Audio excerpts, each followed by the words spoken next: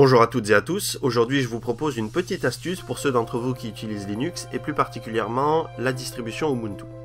Je vais vous montrer comment ajouter une icône Blender à votre lanceur comme celle-ci pour pouvoir démarrer rapidement Blender. Alors pour installer Blender sur Ubuntu, vous avez grosso modo trois possibilités. La première, c'est d'utiliser la Logitech Ubuntu directement et de chercher Blender. Et vous allez trouver le paquet Blender en haut de votre recherche. Le problème, c'est que si vous regardez les informations de ce paquet, vous allez voir que c'est une version qui est assez ancienne puisqu'il s'agit de la version 2.69 pour Ubuntu de Blender. Donc c'est une version qui est assez ancienne puisqu'à l'heure où je publie cette vidéo, on en est déjà à la version 2.73a. Donc c'est une méthode d'installation qui n'est pas trop recommandée si vous voulez être à jour dans votre version de Blender. La deuxième possibilité consiste à utiliser un PPA. J'ai d'ailleurs posté un tutoriel là-dessus il y a un petit moment déjà. Seulement le problème, c'est que c'est pas idéal non plus, puisque le PPA que je vous avais indiqué à l'époque semble ne plus être maintenu, et c'est bien dommage. Donc on ne peut plus trop s'y fier pour mettre à jour ces versions de Blender.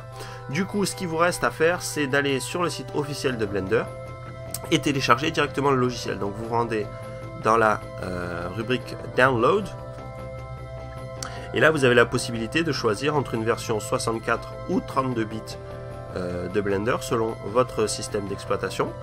Donc vous cliquez dessus et là, vous allez avoir la possibilité de télécharger un fichier compressé de type tar.bz2 que vous devrez ensuite décompresser pour pouvoir utiliser Blender.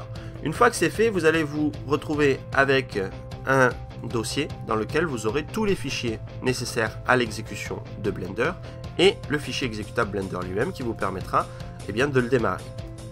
Ok, le problème c'est que si vous voulez faire un raccourci de cet exécutable Blender dans votre barre et que vous souhaitez cliquer et glisser cette application dans votre barre de raccourci, vous voyez que toutes les icônes se grisent et que vous n'avez pas la possibilité de l'ajouter à votre barre. Donc je vous propose une petite astuce pour remédier à ce problème. Donc la première chose que je vais faire, c'est que je vais supprimer celui que j'avais fait, comme ça on peut recommencer la manipulation.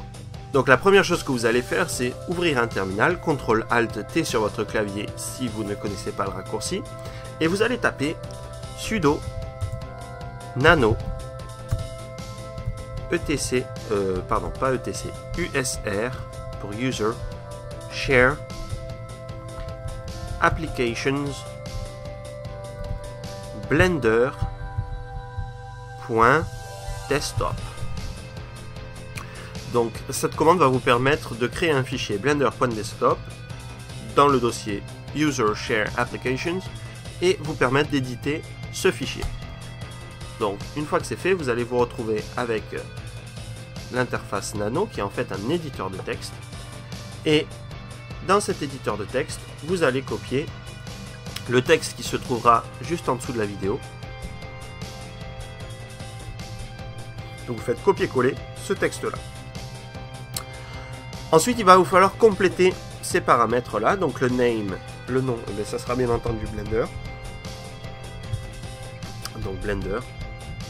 Hop. D'ailleurs, il me semble que le name c'est blender.desktop. Le type c'est une application exécutée. Là, vous allez devoir indiquer le chemin vers votre exécutable Blender. Donc, pour moi, ça sera dans Home, mon nom d'utilisateur, Document, Blender, et le nom de l'exécutable qui s'appelle Blender. Ok. Pour l'icône, vous choisissez votre icône. En l'occurrence, moi, je vais utiliser l'icône de mon thème, donc User Share Icons. J'utilise le thème Mocha. Je vais utiliser 48 par 48. Apps blender.png. Voilà. Donc ça c'est le raccourci vers mon icône de Blender que je veux ajouter à ma barre. Et enfin, vous allez ajouter la catégorie Graphics, puisque c'est un programme graphique.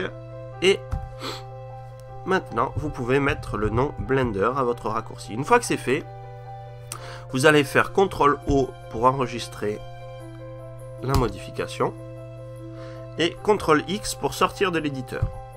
Vous vous retrouvez à nouveau dans votre terminal. Une fois que c'est fait, vous allez faire sudo Nautilus et vous allez vous rendre dans Computer, User, Share, Application, et là vous allez voir votre icône Blender qui est là.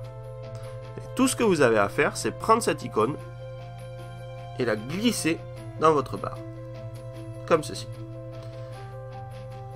Et maintenant, vous pouvez faire le test, voir si ça a fonctionné, vous cliquez dessus, et vous voyez que Blender démarre normalement, et que vous pouvez tranquillement utiliser votre logiciel de modélisation 3D favori. Voilà, c'est tout pour cette petite astuce, j'espère qu'elle vous aura été utile. Je vous dis à très bientôt pour de nouvelles vidéos. Ciao!